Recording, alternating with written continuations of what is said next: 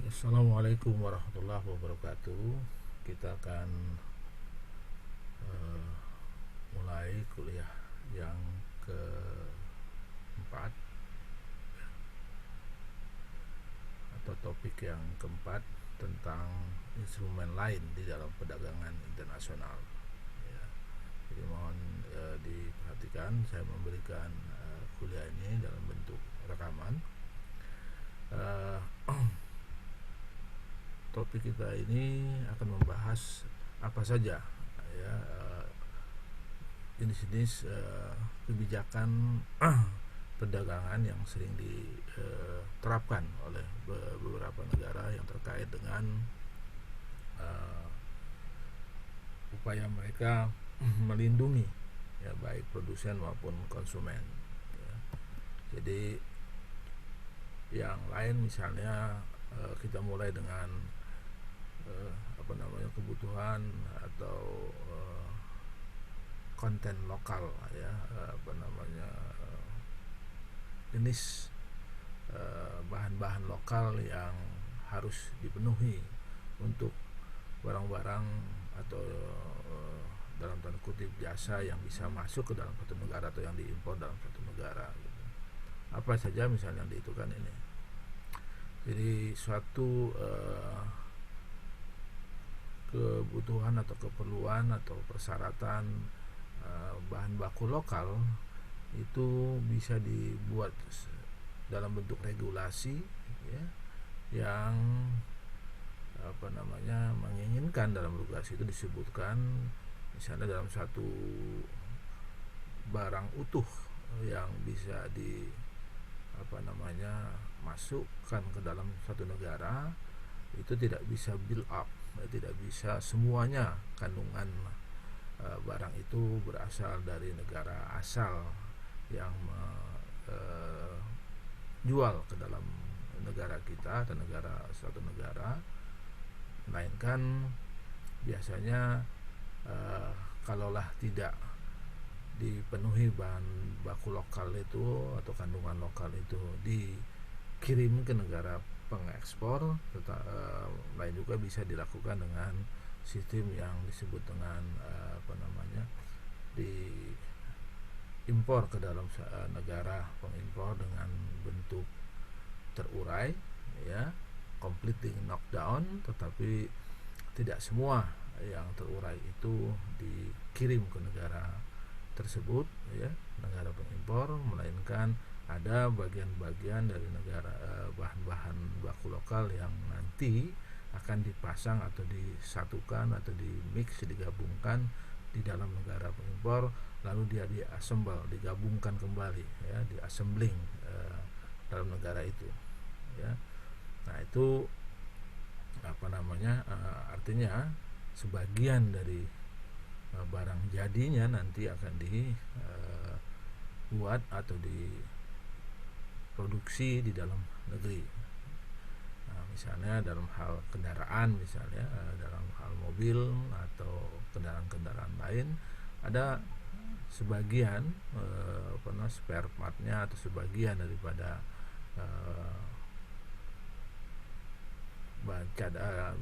suku cadangnya misalnya begitu dibuat di negara yang mengimpor, yaitu sudah terbiasa seperti itu. Itu dalam rangka pertama membantu penyerapan tenaga kerja di dalam negara pengimpor itu, yang kedua untuk juga meningkatkan pendapatan dan untuk memanfaatkan sumber daya yang tersedia dan mempunyai persyaratan yang cukup memadai untuk digabungkan ke dalam produk akhir dari yang diimpor ya. Itu lazim dilakukan ya, hingga kini pun masih ada yang seperti itu gitu ya. Nah kemudian yang lainnya adalah misalnya subsidi terhadap kredit ekspor. Nah, itu biasanya diberikan oleh negara pengekspor dalam rangka untuk tetap harga ekspornya menyaingi harga di luar negeri, tetapi selisih dari harga yang rendah di luar negeri itu disubsidi untuk membayar kepada produsen dalam negeri, ya, pengekspor, agar menerima harga yang layak sesuai dengan harganya yang ada di dalam negeri, karena itu dalam rangka untuk menggalakkan ekspor, ya. Itu diberikan subsidi. Jadi bentuknya apakah itu nanti dalam bentuk pinjaman, ya, atau kalau kembali kepada posisi normal dia akan kembali, atau itu dalam bentuk bantuan, ya, yang diberikan oleh pemerintah. Jadi itu tadi terhadap kredit, ya, dengan nilai bunga yang murah, ya, gitu. Lalu pengaruhnya itu kan sama dengan subsidi yang biasa, ya. Karena apa? Karena konteksnya kalau tadi loan adalah pinjaman tapi dengan nilai bunga yang terjangkau, tapi kalau ekspor subsidi biasa itu yang memang benar-benar disubsidi dan itu tidak diminta kembali oleh pemerintah, gitu, ya. Lalu yang berikutnya adalah pengadaan secara nasional, ya. Apa itu? Ini pembelian yang dilakukan oleh pemerintah atau perusahaan publik, ya, perusahaan milik BUMN, begitu, ya, yang bisa diarahkan langsung menuju barang-barang domestik, ya, membeli barang-barang domestik, meskipun barang-barang domestik itu jatuhnya kalau dibandingkan dengan harga barang-barang impor itu lebih mahal, ya. Tapi karena dengan tujuan nasionalisme, membantu produk-produk nasional, maka dilakukan pembelian oleh negara. Itu yang menjadi bagian dari kebijakan yang dilakukan. Lalu ada halangan, namanya red tape barrier. Itu adalah halangan pita merah, ya. Apa maksudnya? Ini adalah satu kebijakan yang dilakukan oleh pemerintah dengan menempatkan hambatan, ya, dalam perdagangan baik ekspor maupun impor, ya, terutama dalam konteks ini impor misalnya, itu secara nyata, ya, substansial. Dalam rangka apa? Basisnya dalam rangka menjaga atau kepentingan kesehatan, keamanan, dan prosedur kepabeanan, ya. Nah, itu dilakukan secara ketat, ya. Kalau ada yang membahayakan dalam konteks ketiga hal itu, maka dilakukan hambatan perdagangan yang juga dilakukan untuk tidak masuk, ya, sedikit mungkin bisa masuk ke dalam negeri. Lalu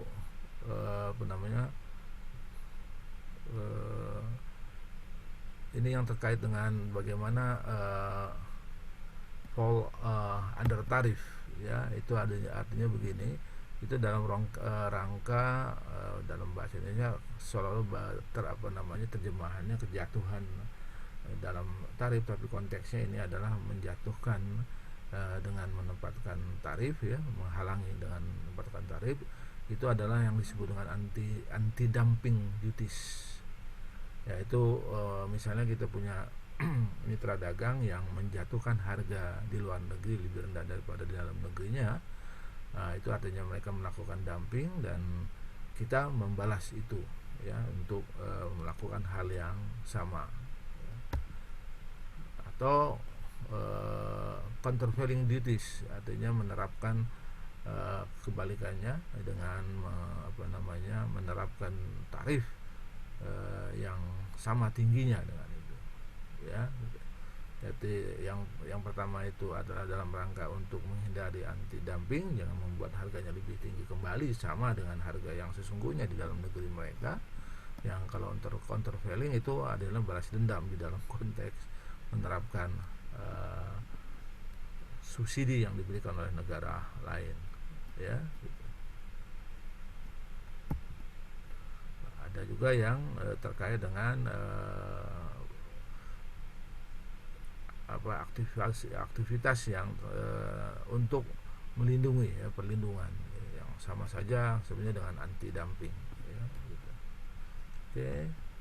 Lalu yang lainnya adalah determinasi, ya, dari kebijakan perdagangan di dalam dunia yang nyata seperti apa sebenarnya gitu. Yang pertama tentu aspeknya adalah bersifat politis. Sifat politis ini artinya setiap negara mempunyai kepentingan untuk mendapatkan dukungan dari seluruh masyarakatnya.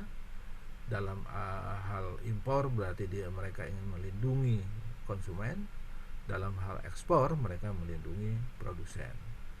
Nah, dukungan itu adalah dukungan untuk kepentingan suara ketika mereka bertarung di dalam dunia politik untuk menjadi penguasa.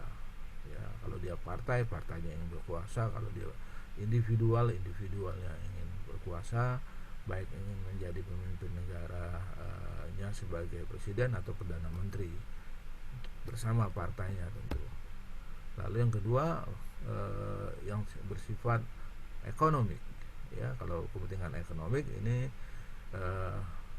tentu untuk mendapatkan keuntungan, mendapatkan devisa, menghemat devisa, ya, mengurangi kerugian. Nah, itu yang bersifat ekonomi dan meningkatkan kesejahteraan baik produsen maupun konsumen. Nah, itu tujuan idealnya. Ya, jangan sampai perekonomian terhambat dan masyarakat tidak meningkat kesejahteraannya akibat perdagangan yang tidak fair atau perdagangan yang merugikan mereka. Nah, di sana ada juga akhirnya semacam permainan, ya, semacam game, ya, permainan. Bagaimana mereka melakukan permainan di antara negara. Nah, game itu yang dimaksud adalah negosiasi, ya, bermain-main dengan menegosiasi, melakukan perundingan, ya, perjanjian-perjanjian yang dibawa tentunya karena ada lembaga internasional yang disepakati untuk mengatur bagaimana sistem perdagangan dunia dengan baik, yaitu adalah di bawah payung World Trade Organization, ya, WTO. Nah, itu dicari-carilah atau dilihat-lihatlah bagaimana ketentuan-ketentuan yang berlaku, ya, dan itu yang diterapkan. Jadi kita tidak dalam konteks ke dunia nyata tidak bermain lagi dalam hal yang terkait dengan dua negara, tiga negara, empat negara, tapi banyak negara yang harus kita pertimbangkan untuk kita melakukan negosiasi perdagangan, ya. Lalu dalam hal distribusi pendapatan yang kaitannya dengan kebijakan perdagangan adalah secara praktis, ya, kebijakan perdagangan itu didominasi dengan pertimbangan distribusi pendapatan, ya. Yang dimaksud distribusi pendapatan tentunya kita tidak sebagai pemerintah misalnya mengambil kebijakan, karena policy itu adalah pemerintah domainnya, harus mempertimbangkan distribusi pendapatan antara mereka yang menjadi produsen pengekspor dengan mereka yang menjadi konsumen yang mengimpor, termasuk yang mengekspor juga. Jangan sampai misalnya terlalu banyak atau semuanya barang-barang yang ada diekspor, sementara masyarakat konsumen di dalam negeri yang membutuhkan barang atau jasa yang sama akhirnya menjadi terbebani dengan harga yang naik tinggi karena dibandingkan dengan harga autarkinya, harga tanpa ekspor atau impor itu lebih tinggi ketika mengekspor di dalam negerinya, gitu.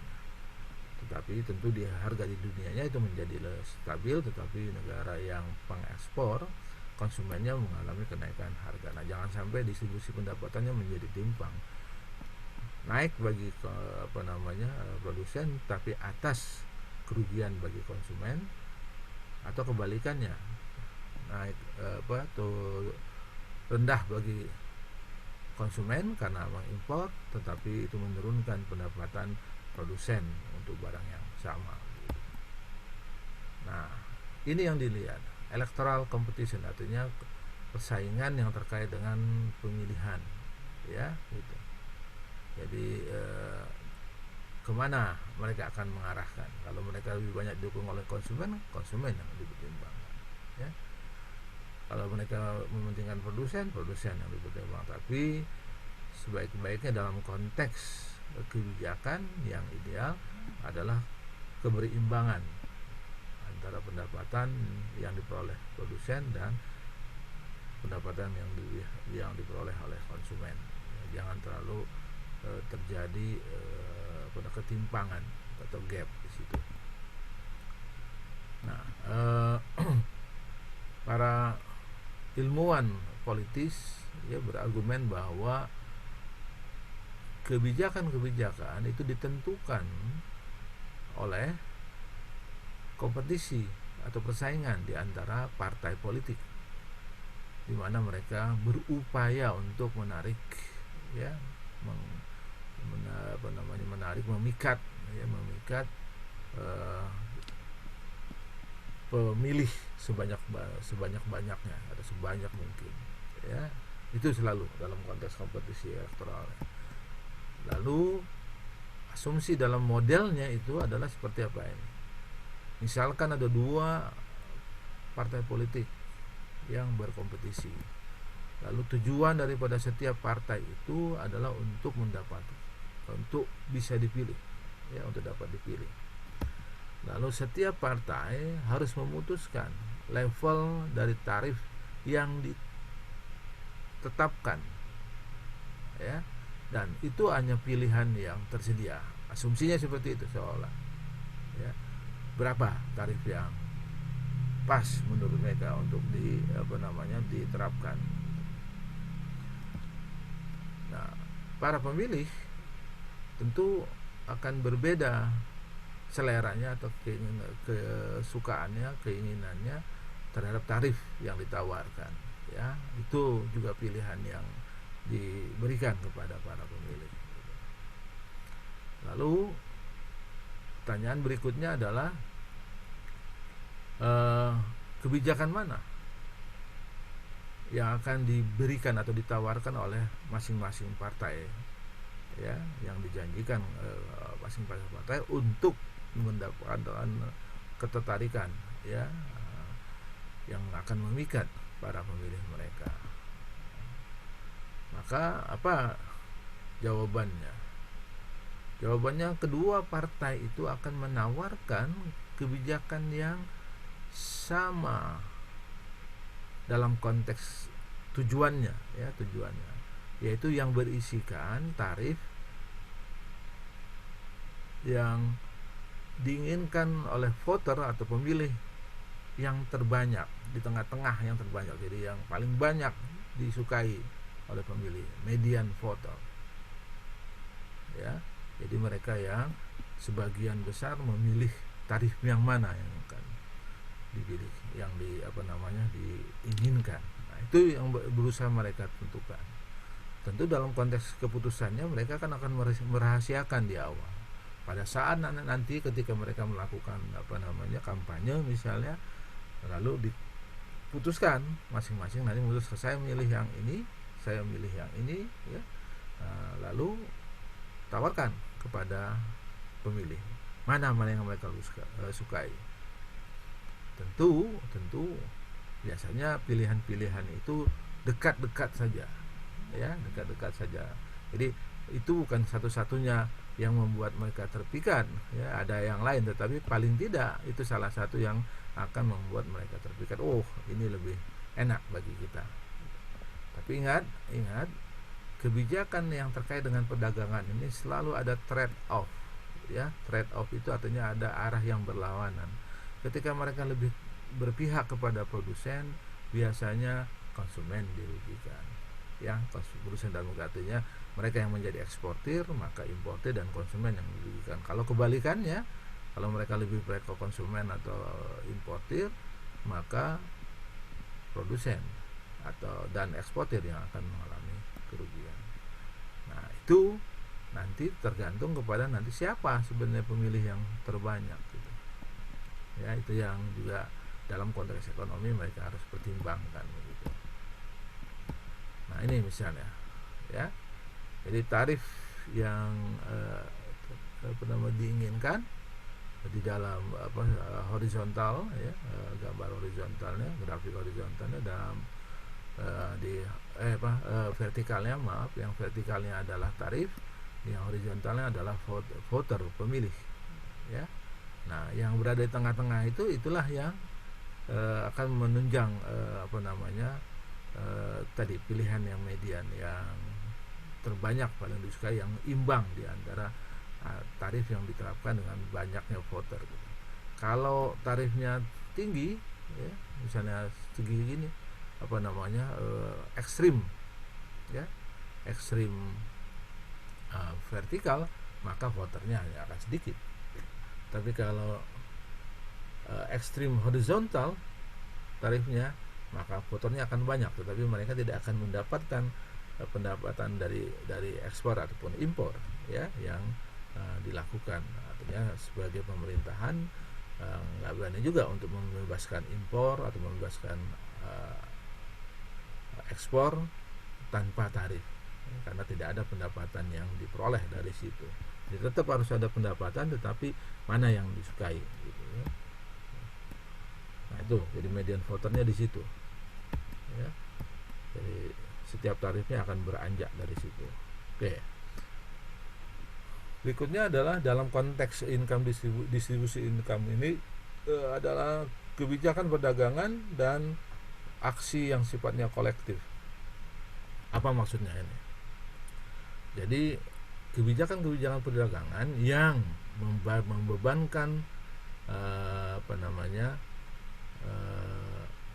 kerugian ya besar yang total ya, yang akhirnya mengakibatkan kerugian besar adalah yang nantinya disebarkan, spread ya, itu pada semua atau banyak perusahaan-perusahaan individual atau konsumen yang tidak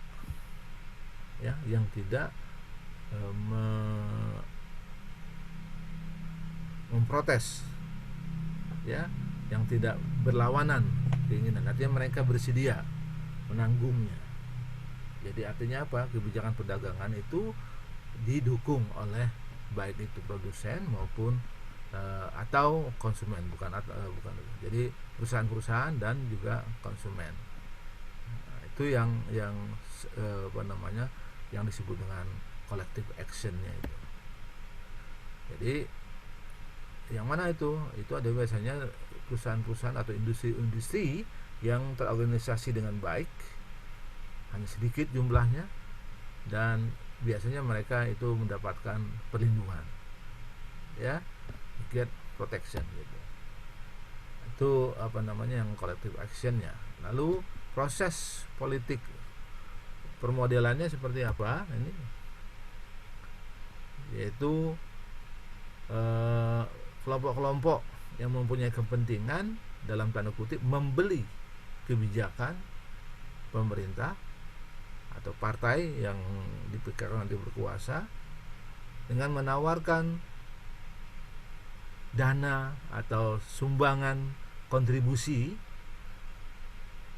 ya terhadap kebijakan-kebijakan yang diikuti atau yang diterapkan oleh pemerintah sesuai dengan keinginan mereka. Nah, jadi ada pembayaran di situ konteksnya.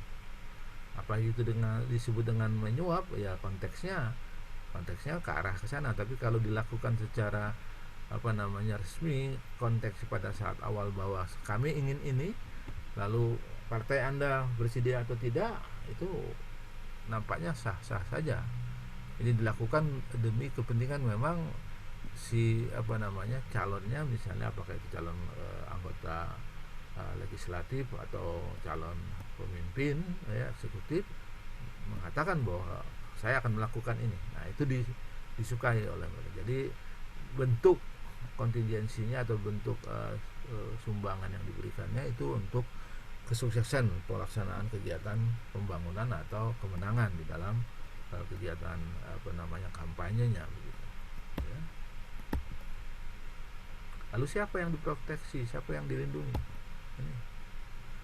Jadi beberapa sektor yang dilindungi di negara-negara maju adalah pertama bidang pertanian. Tidak ada negara yang tidak melindungi bidang pertaniannya dalam konteks baik itu ketersediaan, distribusinya, pemasarannya, pengolahan maupun pemasaran maupun dalam bentuk konsumsinya. Kenapa? Karena ini vital. Sepanjang manusia masih membutuhkan pertanian untuk konsumsi, sumber-sumber lain, maka pertanian akan dilindungi. Ya. Singapura misalnya masih juga melindungi pertanian dalam artian ketersediaan. Ya, artinya mereka memastikan bahwa masyarakatnya harus cukup makan, ya, cukup gizi, cukup variasi makanan dan lain-lain gitu ya. Jadi negara-negara yang petaninya terorganisasi dengan baik dan terstruktur, ya, itu kebijakan pemerintahnya seperti Amerika Serikat misalnya mempunyai, ya, kekuatan politik yang sangat besar. Ya. Lalu yang kedua pakaian, ya. Pakaian. Jadi pakaian itu terkait dengan tekstilnya dan hal-hal yang terkait dengan itu mendapatkan proteksi yang cukup signifikan juga, ya. Dan itu karena memang juga menyerap tenaga kerja yang tidak terlalu ahli dan bersatu dalam suatu organisasi pekerja yang cukup kuat juga, ya. Lalu steel, baja, ya, sama juga itu, ya. Jadi mereka juga mempunyai kekuatan yang cukup tinggi dan baja menjadi barang tambang juga ini yang dihasilkan, ya, dalam pengolahannya yang cukup signifikan, perlindungannya juga cukup signifikan gitu ya. Nah, berikutnya adalah manfaat ekonomi dari perdagangan bebas, ya.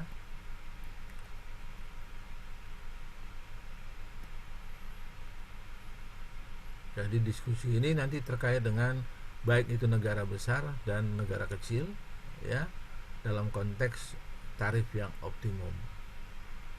Ingat, lagi saya ingin mengatakan negara besar, negara kecil bukan negara dalam artian harfiah, ya, artinya membandingkan antara Amerika Serikat misalnya dengan Malaysia, bukan itu, tetapi yang dimaksud adalah negara besar dalam hal produksi, menghasilkan produksi yang memang menjadi pengekspor, negara kecil yang mengekspornya hanya sedikit, ya. Lalu negara besar dalam artian konsumen karena memang konsumsinya tinggi untuk barang-barang yang dimaksud atau yang diperjualbelikan, atau negara kecil yang hanya mengkonsumsi sedikit, ya, gitu. Jadi di sini akan kelihatan nanti bagaimana adaptasi yang layak dalam perdagangan bebas di dunia dengan mengajukan perilaku yang strategik atau menerapkan perilaku atau karakteristik yang strategis diterapkan dalam teori permainan, ya, game theory. Oke. Nah, ini misalnya gitu ya.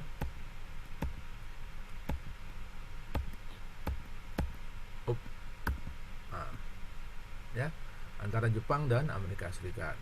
Dua negara ini kalau dalam sejarahnya sebelum kemerdekaan, sebelum perang dunia, sebelum bom atom dijatuhkan di Nagasaki dan Hiroshima, Amerika Serikat itu menguasai perdagangan dan mereka bisa mengekspor ke Jepang dalam jumlah yang banyak karena Jepang belum maju benar pada saat itu. Tapi setelah itu Jepang selalu surplus perdagangannya terhadap Amerika, ya. Nah, mereka surplus dalam hal finansial, dalam pembiayaannya, dalam hal keuangan karena mereka menguasai dolar begitu. Ya. Nah, semasa free trade baik Amerika Serikat dan Jepang itu bandingannya 10 berbanding 10. Ya, sama berarti free trade. Artinya ekspor dan impor dilakukan dalam posisi yang sama. Tapi ketika diproteksi, ya, maka mereka lalu melakukan negosiasi dengan masing-masing mengambil manfaat, ya. Mana yang diproteksi, tentu yang diproteksi adalah yang memungkinkan mereka bisa lebih kuat masing-masing.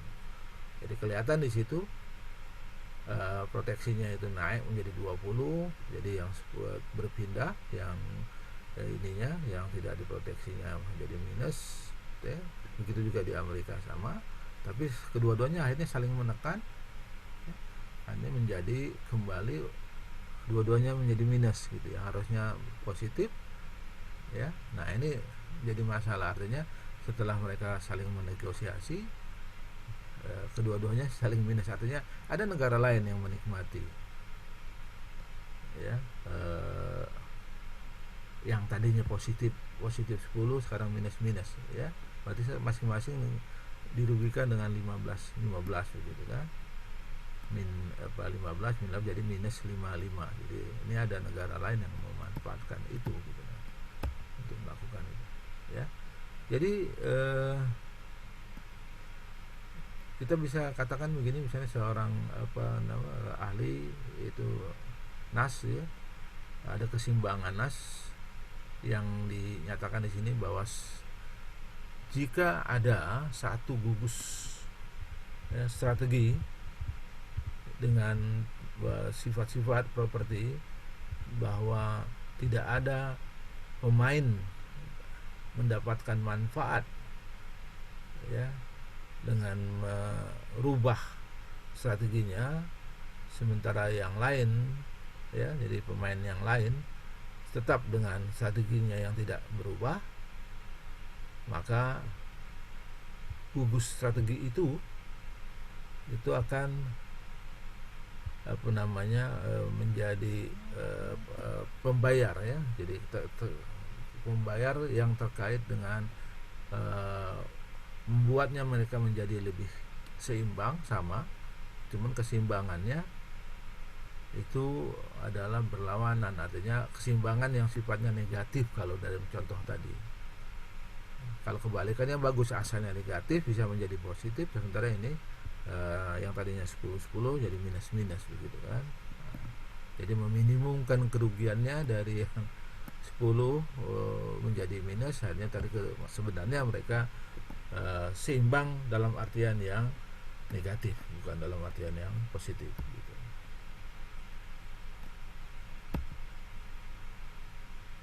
Nah, apakah kedua-duanya akan mendapatkan manfaat sesungguhnya? Ya, apa yang strategi yang harus mereka pilih, ya? Jadi ini ceritanya dari yang tadi itu. Walaupun setiap negara melakukan aksi secara individual dan akan mendapatkan kondisi lebih baik, better off, ya, dengan melakukan proteksi, perlindungan, kedua-duanya akan lebih, ya, mendapatkan manfaat yang tinggi ketika mereka menerapkan atau memilih perdagangan bebas yang 10 tadi, ya, gitu. Jadi bukan merubahnya dengan cara yang setelah melakukan negosiasi lalu tetap melakukan konteksnya perlindungan, tapi pada posisi yang hanya mengurang-ngurangi saja, masih ada yang dilindungi. Akhirnya yang paling minim mereka bisa lakukan keseimbangannya adalah -5, bukan kembali kepada posisi 10-10 gitu. Nah, itu yang disebut dengan nas tadi, ya. Gitu. Jadi ini artinya apa? Mereka sudah terjebak menjadi tahanan, ya, narapidana, ya, dan tidak bisa keluar, tidak bisa bebas dari situ. Jadi disebutnya dengan prisoner dilemma. Jadi dilema atau pilihan yang sulit tapi posisinya terjepit pada posisi yang baru, gitu. Ya, masih terjebak di penjara walaupun ringan gitu, ya. Nah, kalau dihukum harusnya tinggi, nah mereka hanya dikurangi saja hukumannya. Karena apa? Karena masih berkeras hati, tidak mau melakukan free trade, ya, gitu. Nah, oleh karena itu kalau mau, lakukanlah perjanjian, ya, perdagangan bebas, ya, jangan saling melakukan proteksi yang berlebihan atau proteksi yang membuat masing-masing melakukan aksi balas dendam, atau tadi kalau konteksnya terkait dengan dumping, maka ada lawan dumpingnya, ya, dan lain-lain. Oke. Bagaimana penghapusan tarif secara politis bisa dilakukan, ya? Nah, dalam konteks negosiasi internasional pasca perang, ya, yang kembali menerapkan perdagangan bebas atau liberalisasi perdagangan, itu dicapai melalui negosiasi internasional, ya, setelah perang dunia.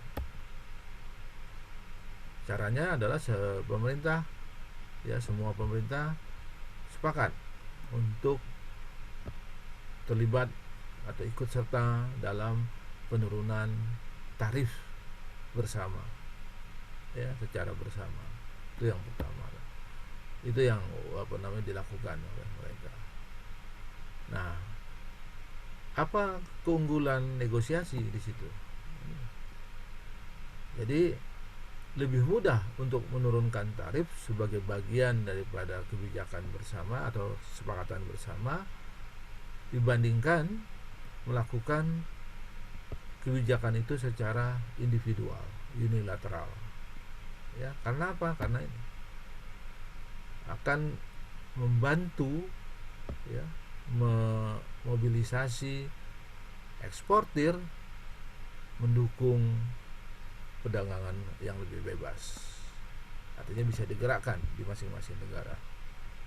Anda ikuti kebijakan kami, kita dukung ini perdagangan yang bebas, tentu dengan melakukan pertimbangan analisis yang ketat. Jangan sampai nanti karena perdagangan bebas pun kalau tidak ada keseimbangan bisa juga menjadi masalah, ya, gitu.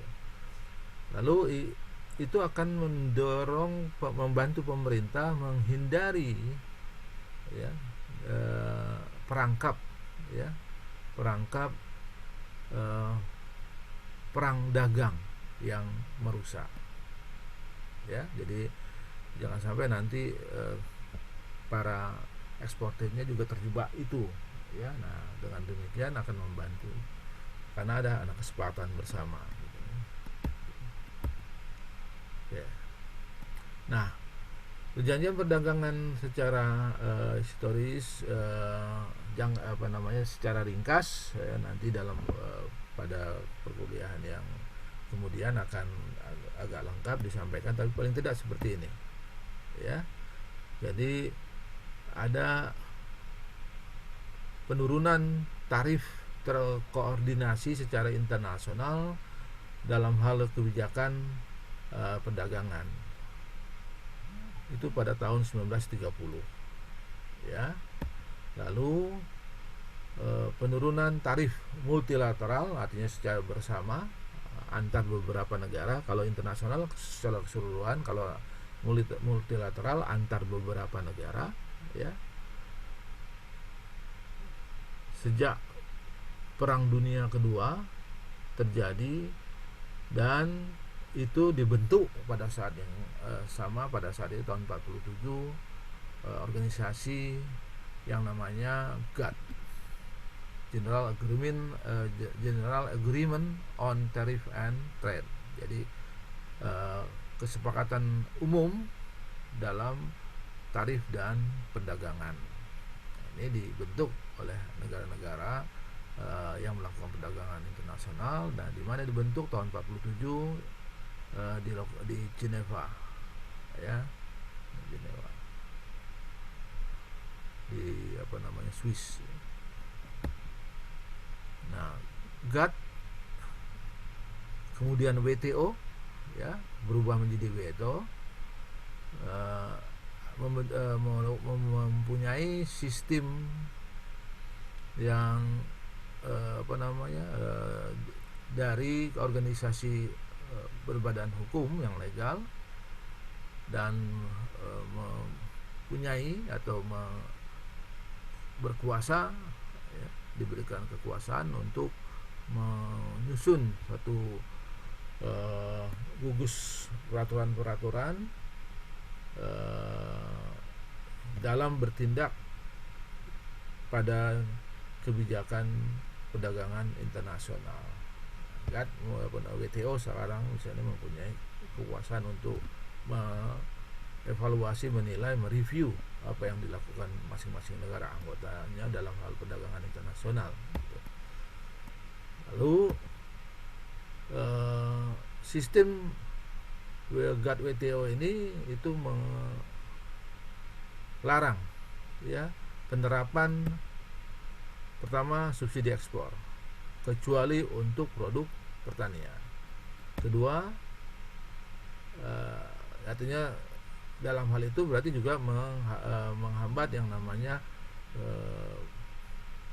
pungutan atau pembebanan yang bersifat balas dendam tadi, countervailing, ya, gitu. Lalu juga menghambat, ya, melarang adanya kuota impor, pembatasan impor, kecuali ketika impor itu membuat gangguan pasar, ya, kerusakan pasar atau mengganggu pasar di dalam negeri. Yang ketiga juga melarang adanya tarif, ya. Setiap tarif atau kenaikan, ya, di dalam tarif harus diimbangi dengan penurunan tarif komoditi lain atau barang lain untuk mengkompensasi negara pengekspor. Artinya misalnya kita mengekspor dua komoditi A dan B, yang A-nya kita tarifkan, yang B-nya harus kita turunkan misalnya. Dalam konteks kalau kita mengimpor, ya, kalau kita mengimpor dua barang A dan B, maka ketika kita ingin lindungi barang A karena kita punya barangnya di negara kita, kalau kita naikkan tarif impornya, maka tarif impor untuk barang B dari negara itu kita turunkan. Nah, itu kompensasinya seperti itu, ya. Jadi ada persoalan yang terkait dengan bagaimana saling melakukan perlindungan, ya, gitu. Tidak hanya melakukan secara general berlaku untuk semuanya, ya, tidak boleh berlaku untuk semua barang-barang yang diimpor dari negara-negara mitra dagang kita. Lalu ada round pertemuan perdagangan, ya. Jadi sekelompok besar negara-negara bergabung bersama-sama lalu bernegosiasi untuk suatu gugus penurunan tarif dan hal yang lainnya dalam rangka melakukan perdagangan bebas. Nah, itu ada pertemuan disebutnya trade round, ya. Uruguay Round, Tokyo Round dan lain-lain misalnya. Itu yang dilakukan ya. Nah, misalnya ada pertemuan perdagangan sekitar 8 setelah dalam konteks di bawah GATT ya, sejak tahun 47.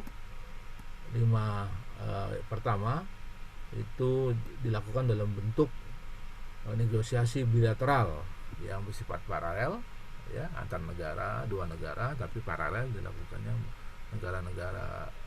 Jadi misalnya Jerman dengan Prancis dan Italia ya, itu dilakukan sama dan seterusnya.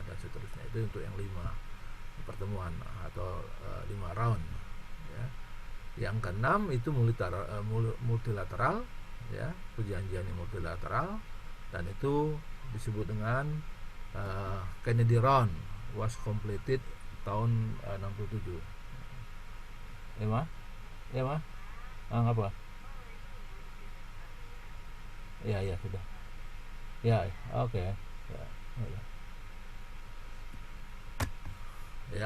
Itu tahun 67. Berikutnya agreement ini melibatkan beberapa board, dewan dagangnya ya, setuju 50% penurunan di dalam tarif oleh negara-negara industri,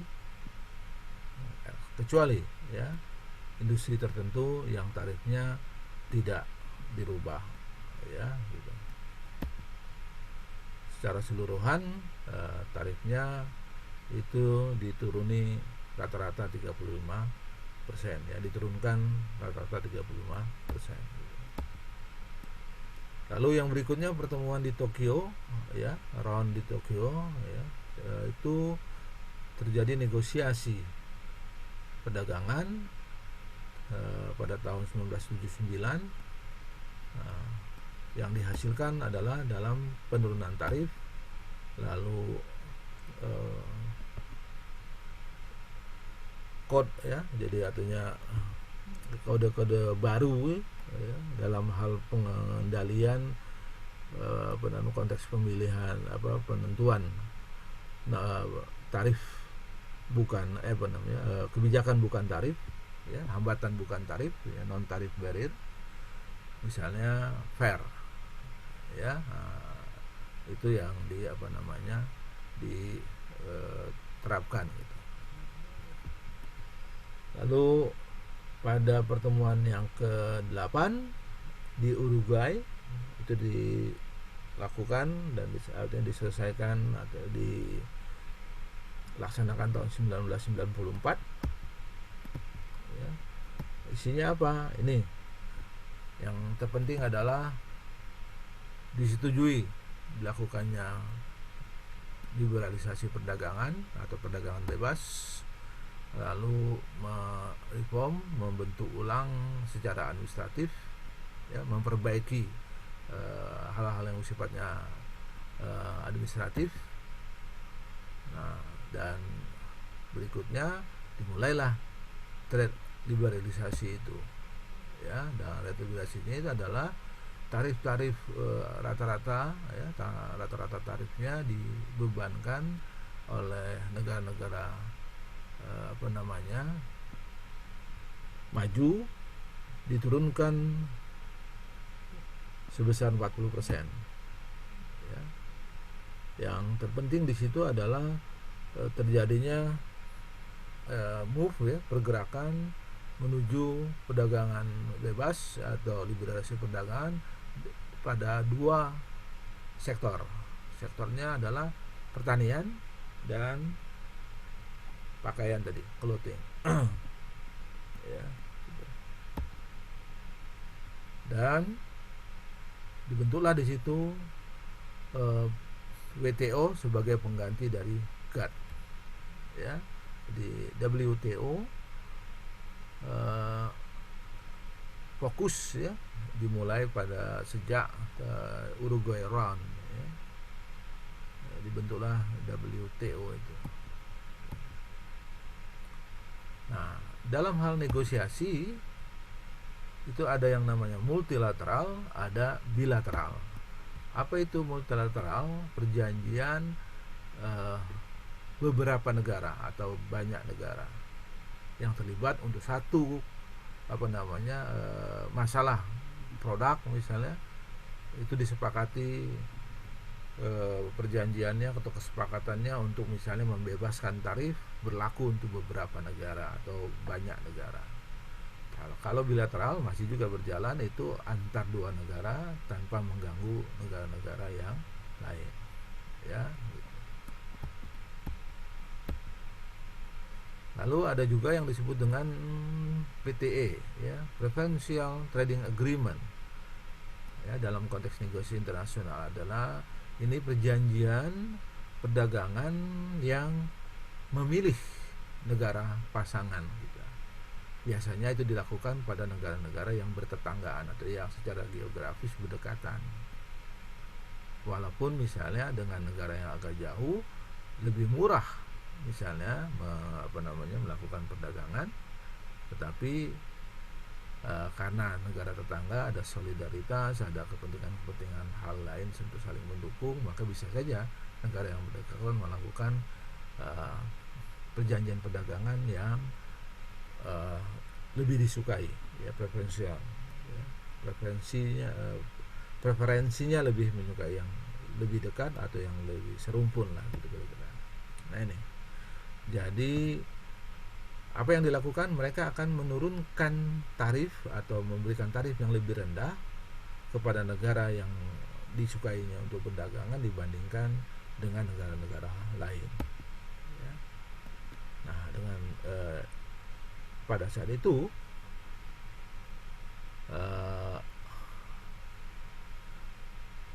sebelum WTO dibentuk, ya, GATT tahap awal masih ada yang namanya ini MFN, yaitu Most Favored Nation. Jadi negara yang paling diminati atau yang disukai untuk berdagang sekarang dilarang, ya. Perjanjian itu tidak boleh dilakukan. Tadinya ada, PTE itu ada, ya.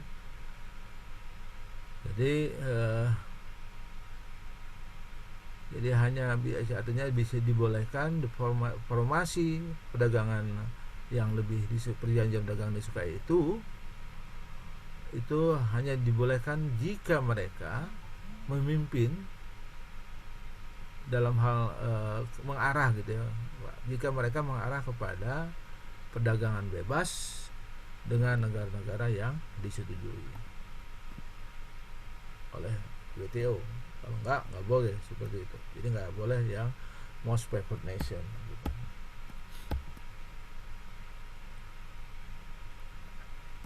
Perdagangan bebas itu bisa dikembangkan lebih lanjut, ya, di antara negara-negara anggota WTO dengan cara sebagai berikut.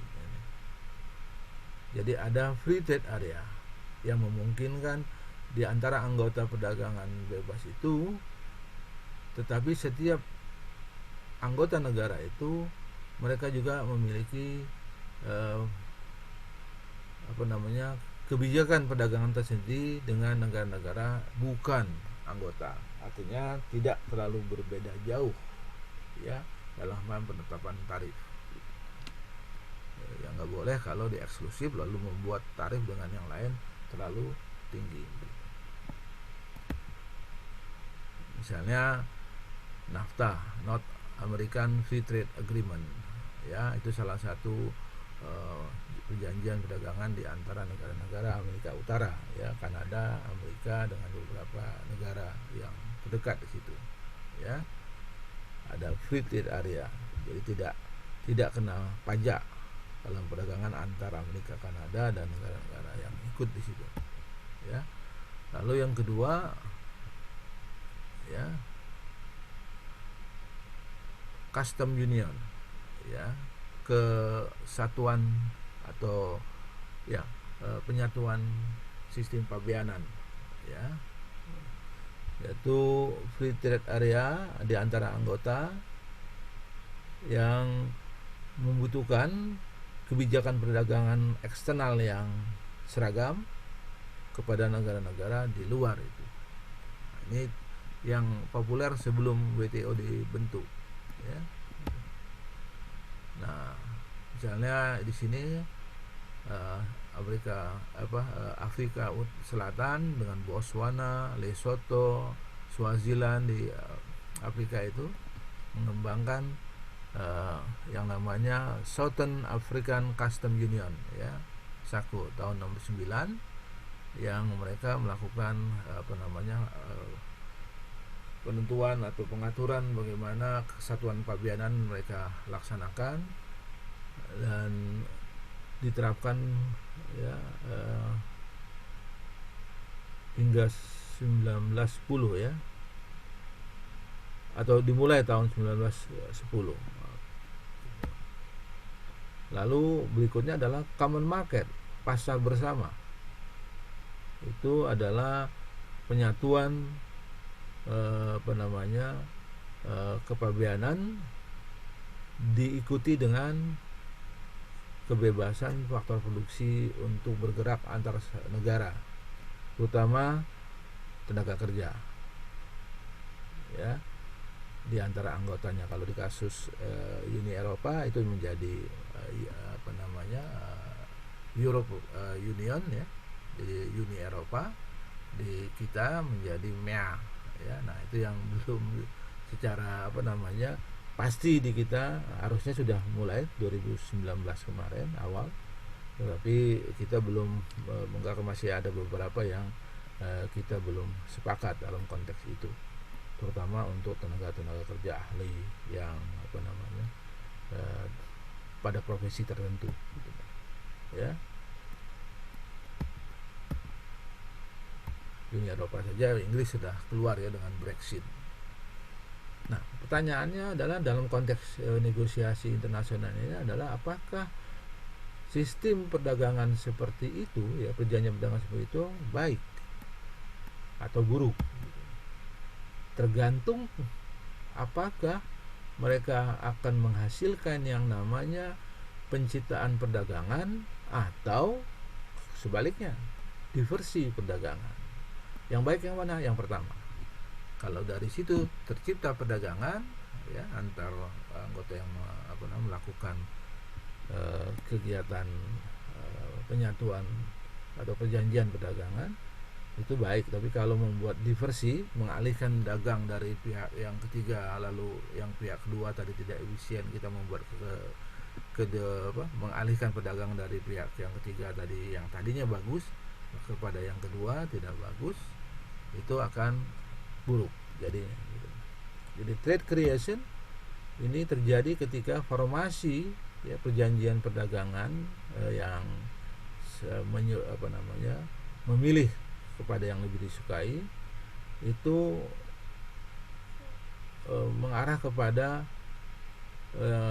penggantian dari negara yang lebih biaya domestiknya mahal, ya, lebih mahal biaya domestiknya dalam hal memproduksi komoditi itu, kepada negara yang mengimpor, ya, negara-negara yang negara-negara lain, ya. Jadi artinya mengimpor dari negara lain yang lebih murah, yang menjadi anggota di dalam perjanjian itu.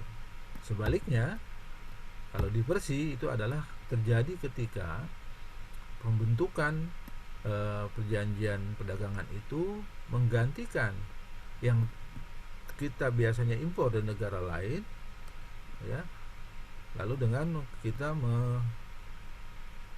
mengimpor dari negara anggota yang ternyata lebih mahal produksinya atau biayanya. Jadi minimal yang mana? Minimal yang sama atau yang lebih rendah, gitu, ya. Oke, nah ini, ya, misalnya contoh. Ini trade diversion, ya. Nah, ini negara pengimpor. Consumer surplus, A ditambah B tambah C ditambah D, ya. A itu adalah yang trapesium ini, B yang segitiga, C tambah D. ya gitu. Lalu itu surplus konsumennya, ya, konsumer surplusnya. Jadi kita menghapus tarif dari sana. Lalu producer surplusnya adalah minus A, hilang, itu habis yang tadinya di situ. Lalu yang lainnya kan tidak. Penerimaan pemerintah dengan menghapus tarif itu, ya, jadi ingat yang awalnya PAT itu dengan tarif, lalu PAT-nya dihapus, yang hijau itu, ini ke sini kan dihapus, ya, gitu, PAT. Lalu akhirnya harganya di sini, maka produsen surplusnya hilang di sini, ya. Lalu pendapatan pemerintah adalah kehilangan C dan E. Ya, C dan E. Yang tadinya dia mendapatkan pajak tetapi pajaknya dihapus, C-nya hilang, min C plus T, ya. Jadi yang tadinya ada pajak di sini, maka E-nya masih ada, C-nya negatif, ya, hilang sebesar C-nya ini.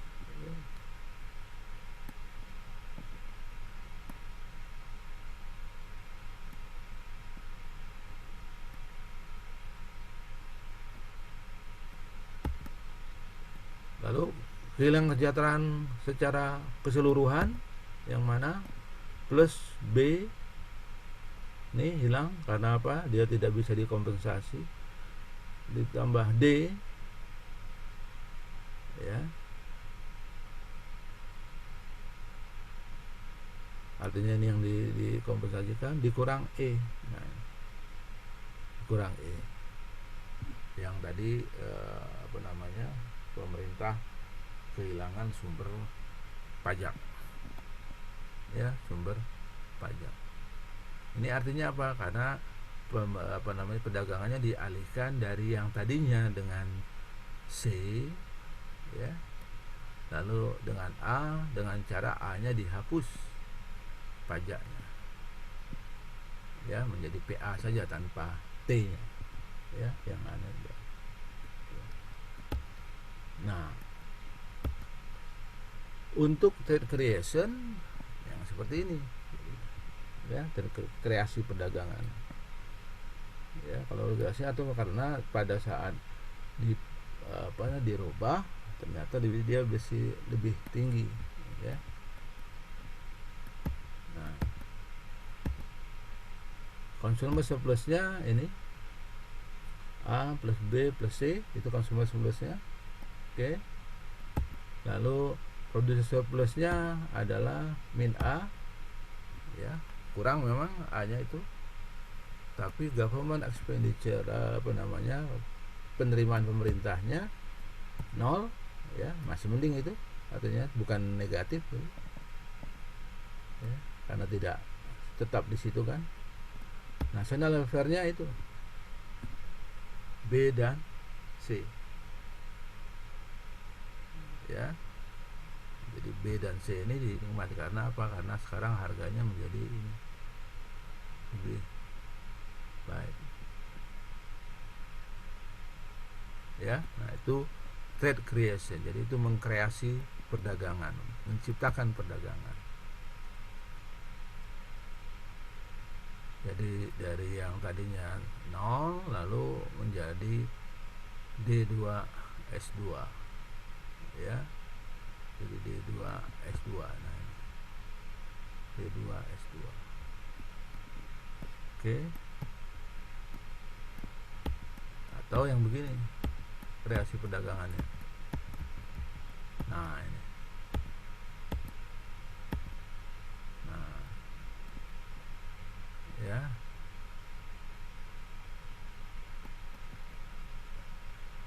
Nah, Anda cermati ini, nanti konteksnya ini kan tidak ada isinya, tapi Anda pelajari saja nanti yang terkait dengan ini disebut dengan kreasi perdagangan juga, ya. Jadi negara pengimpor ini tadinya membayar PA gitu ya. Kalau dipajak PA plus T, sementara PC plus T sekarang dihapuskan ya. Apa yang didapatkan karena PA-nya masih lebih rendah ya dari PC dengan tarif itu. Oke. Nah, PC-nya tadi di situ.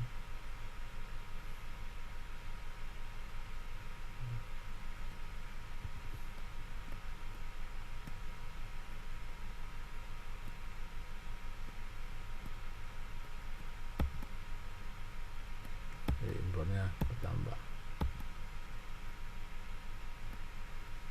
Nah, dengan adanya restriksi perdagangan dan diversi ya perdagangan, pengalihan perdagangan, maka restriksinya seperti ini. Nah, ini. Import restriksinya adalah dari D2 D1 dikurang S1 ya. Nah, D1 kurang S1 lalu dikurang dengan D2 min S2, D2 min S2, jadi ini sisanya nih yang dikuranginya. Lalu import diversi impornya dari negara A ke negara C itu dari D2 min S2 dikurang D3 min S3. Nah, ya diversinya seperti itu. Jadi apalah yang besaran ini ya.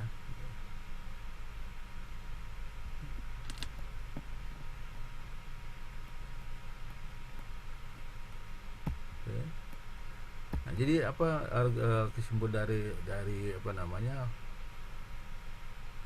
kebijakan lain dari perdagangan itu ada 3 hal di sini ya. Yang pertama adalah efisiensi diperoleh dari perdagangan bebas ya. Efisiensi diperoleh dari perdagangan bebas, hanya diperoleh dari perdagangan bebas, semua mendapat keuntungan, tapi dia harus fair trade ya, sistem perdagangan yang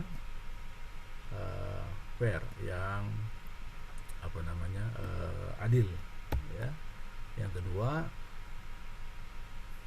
manfaat tambahan diperoleh melalui skala ekonomi ya, ekonominya dengan skala yang besar sehingga terjadi efisiensi, biaya produksi rendah dibawa dengan ongkos angkut yang relatif sama, karena ongkos angkut biasanya berbasis kepada volume ya atau berat, weight ya, dan ruang.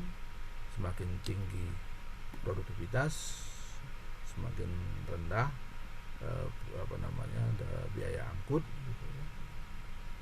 Nah, sehingga akan terdapat tambahan manfaat atau tambahan keuntungan. Yang ketiga, ada kaitan dengan argumentasi politik ya. Artinya kalau kita menganut perdagangan bebas sepanjang tidak merugikan, tadi konteksnya asal adil, maka itu akan menjadi lebih baik untuk produsen maupun konsumen. Yang dua, argumentasi menyimpang dari free trade ya, yang tidak sejalan dengan free trade adalah ini, bahwa argumen TOT, term of trade ya, untuk adanya tarif ya, jadi agak berbeda, itu melawan kekuatan. Artinya kalau tidak adil maka term of trade-nya dengan perdagangan bebas itu tidak menguntungkan ya, karena yang kuat itu akan lebih berjaya, yang lemah akan kurang. Yang kedua, ada kegagalan di pasar domestik. Nah, itu juga yang harus dihindari dalam konteks itu. Oke, yang ini saya akan share lagi karena ini waktunya masih ada ya. Oke. Sedikit yang terkait dengan apa namanya ada yang terlepas gitu ya konteksnya, yang itu saya akan sampaikan. Saya stop dulu share yang ini, saya akan buka lagi share.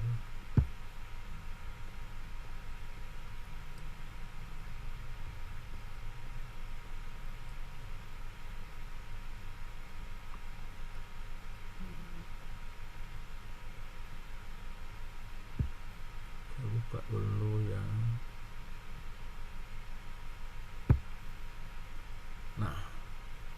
saya perlu mengungkapkan ini karena saya lihat ini harus saya sampaikan.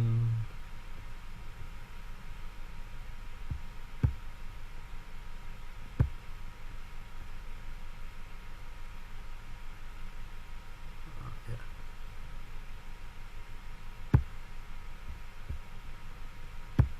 Nah,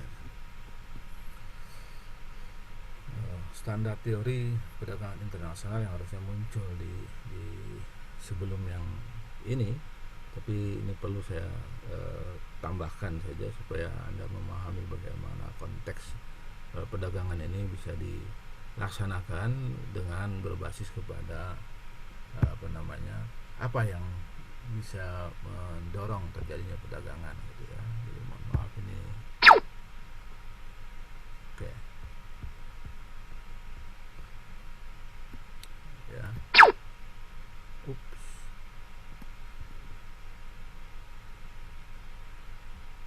Mungkin saya tidak perlu ini ya. Kayak gini aja lah. Saya seperti ini aja, mohon maaf karena bersuara. Ya, mudah-mudahan bisa dilihat. Saya besarkan saja ini ya. Nah. Oke.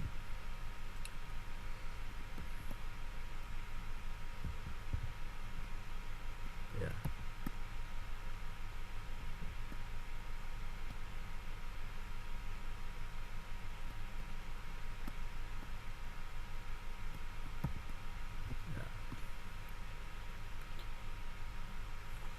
Basis dalam perdagangan itu adalah salah satunya opportunity cost, ya, biaya korbanan, ya, biaya korbanan, di mana definisinya adalah kenaikan jumlah satu komoditi yang satu negara harus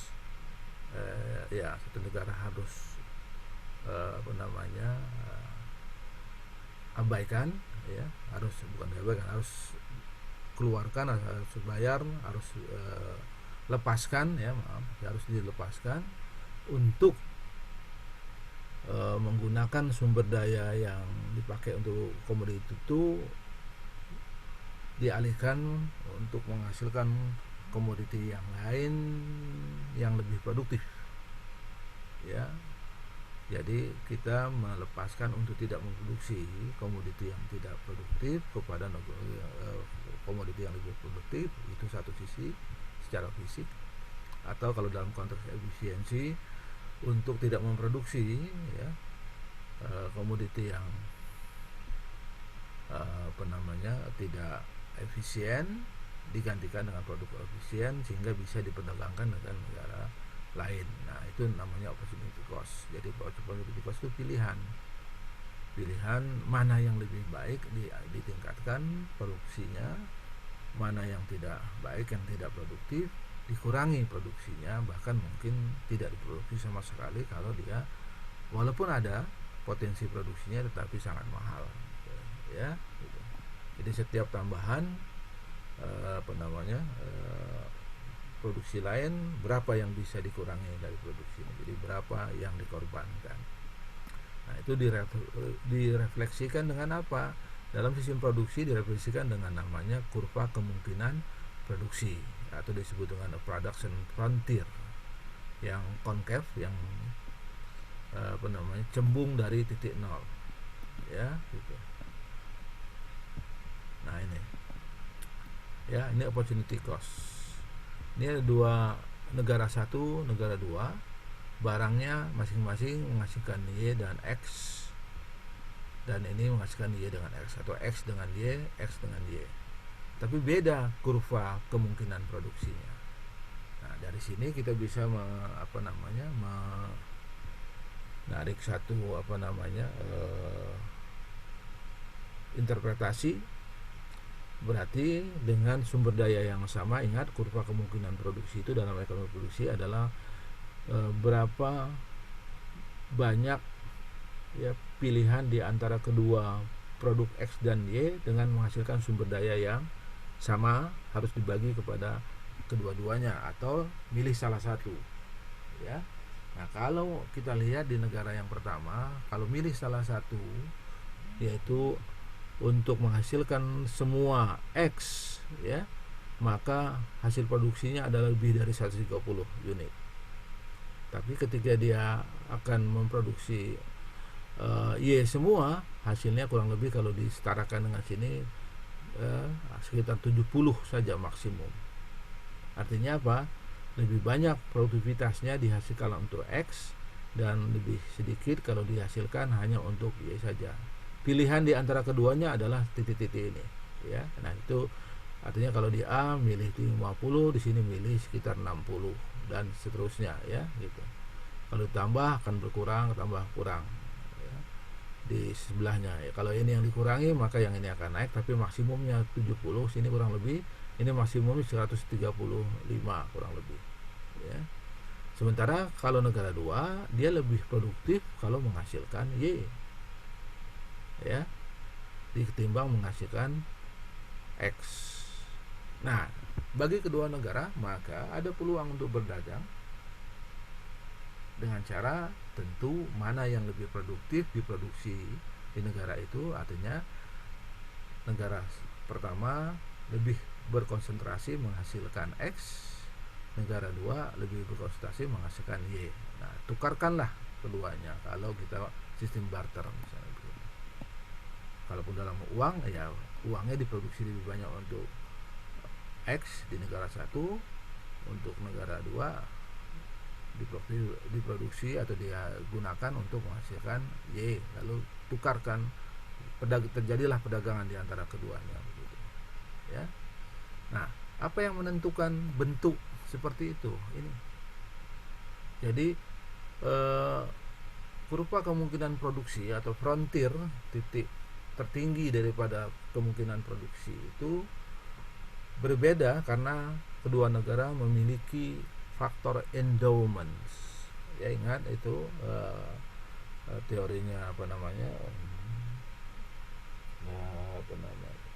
yang pertama itu ya, pada kuliah kita yang pertama kita bicarakan ya, di faktor endowment yang berbeda di antara kedua negara itu akan membuat negara itu bisa menghasilkan komoditi-komoditi atau barang dan jasa yang lebih banyak keberlimpahan faktor produksinya ya.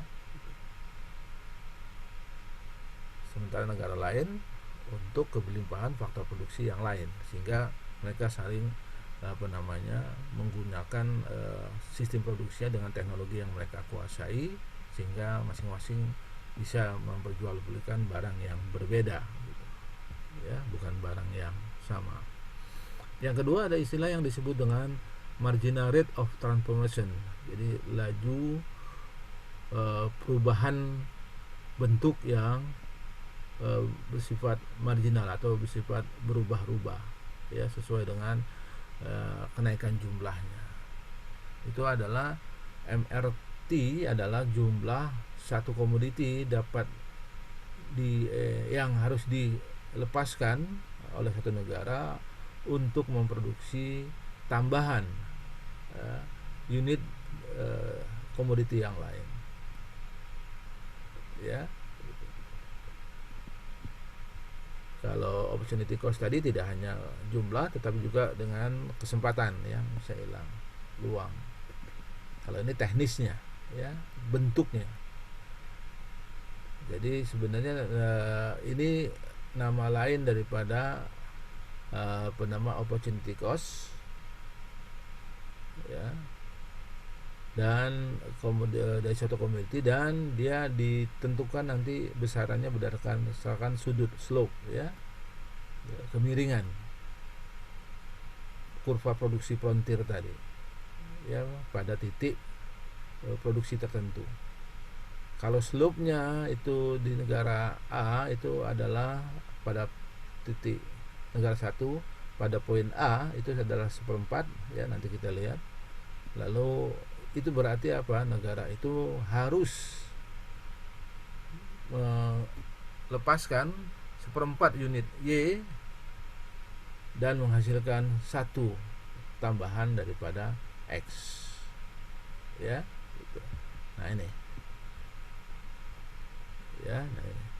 Jadi setiap titik itu dia akan harus mengurangi 1/4 X bisa menambah 1 dengan jumlah input yang digunakan sama, ya, input yang digunakan sama. Jadi bentuk ini seperti ini, tadi, nah ini, ya, dan ini, ya, kebalikannya, oke. Nah, itu yang terkait dengan MRT. Lalu yang ketiga ada opportunity cost, MRT, dan kurva indifference. Kurva indifference itu menunjukkan kurva yang gambarkan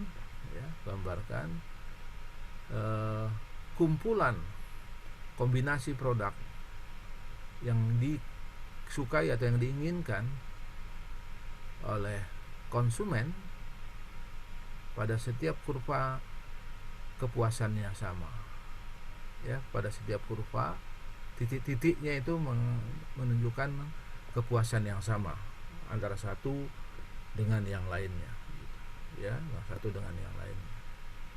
Artinya kepuasan di N itu sama dengan di A, kepuasan T sama dengan di H, ya.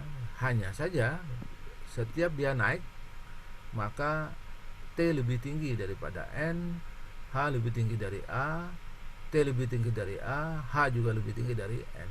Jadi setiap kurvanya menaik maka titik kepuasannya bertambah. Tapi pada titik yang dalam satu kurva itu sama, ya, itu kurva indifference. Gabungan di antara keduanya, laju di antara keduanya untuk berganti dari titik N, misalnya dari titik N ke H atau A ke N, T ke H, H ke T, ya, jadi N ke A, T ke H atau kebalikannya, itu disebut dengan MRS, ya, MRS. Itu adalah kurva marginal rate of substitution yang menunjukkan jumlah Y yang harus dilepaskan, ya, di give up, dilepaskan untuk menambah jumlah X dengan kepuasan yang sama, ya.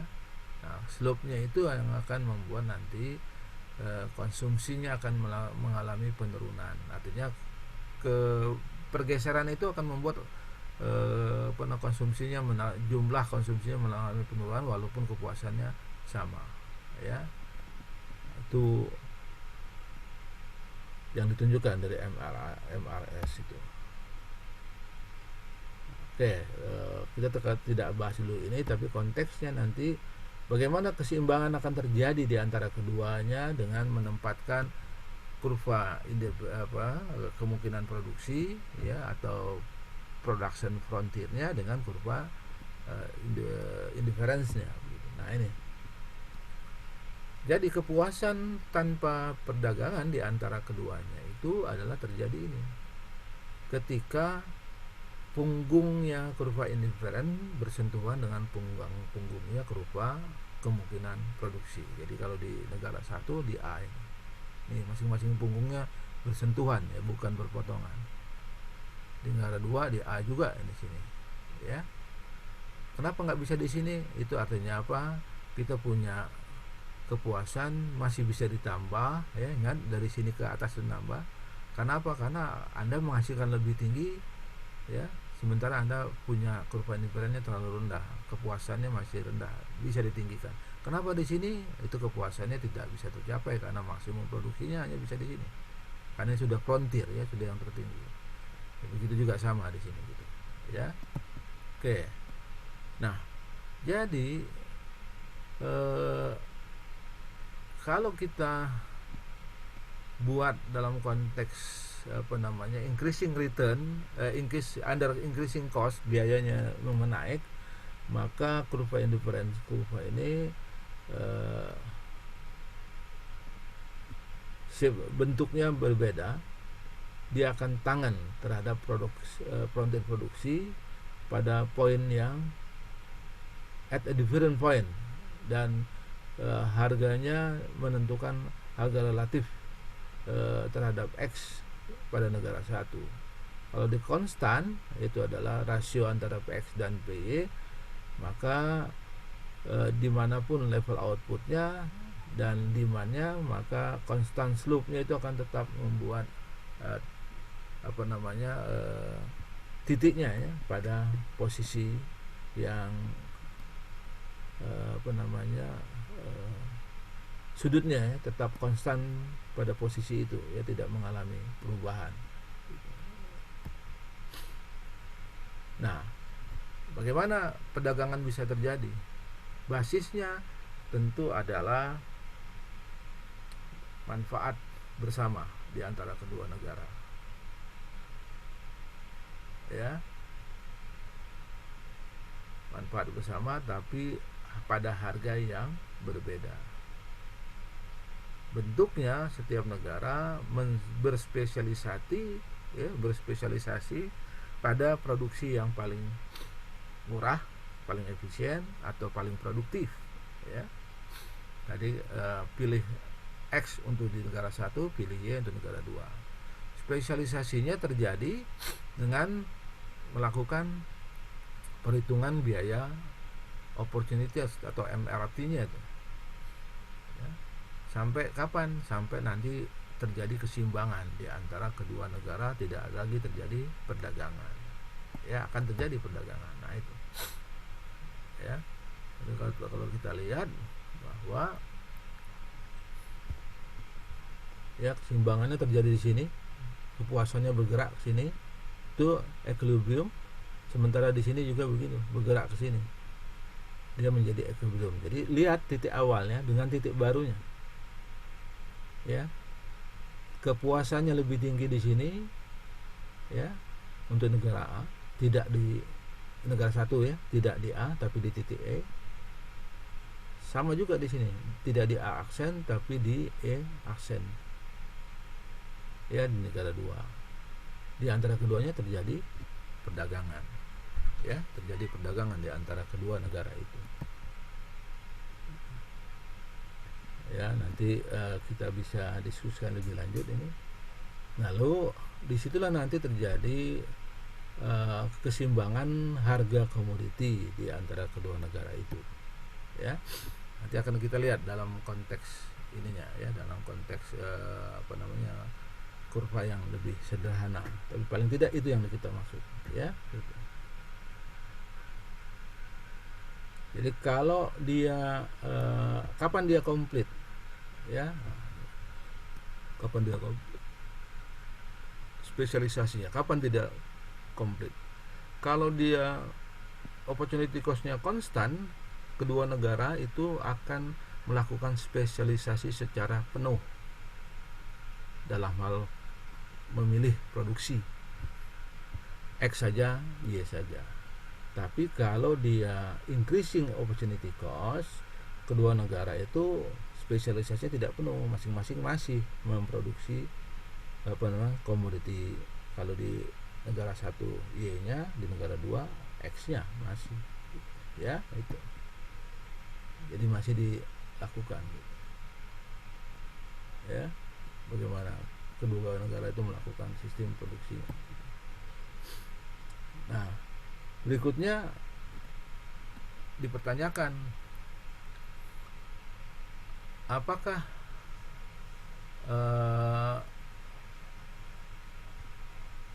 kalau kurva possibility frontier-nya ya bentuknya sama, apakah ada basis perdagangan?